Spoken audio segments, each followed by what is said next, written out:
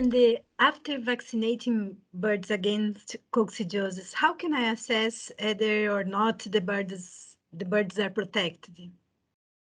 Oh, well, the only way is not to have a coccidiosis outbreak. Yeah. To check that the vaccination was done correctly is to follow up the OPG. If you find oocysts 6 days after vaccination and then around 13 days, it means that it should be vaccine coccidia that recycle and it's okay.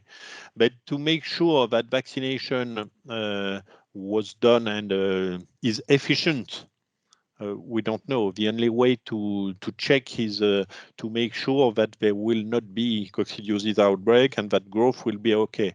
But in fact, coccidia are not the only pathogens in a flock. So growth may not be the best and sometimes it's not due to coccidia. So it's difficult to assess and to check if vaccination will be beneficial or not. But if you see that recycling occurred during the 2 first life cycles, it's, I think, a good thing to say that the birds saw at least 2 times the parasite, so they will be immune. We expect that. Sure, sure. Dr. Jean-Michel, this there is no quantification after the vaccination, so that we cannot put a threshold. So we expect X number, or no? Is it only quality? So you just see yes or no?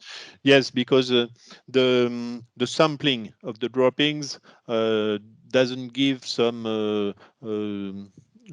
relevant results. If you make 10 samplings of droppings in a flock, you will get 10 different results. It depends on the droppings you get from the birds.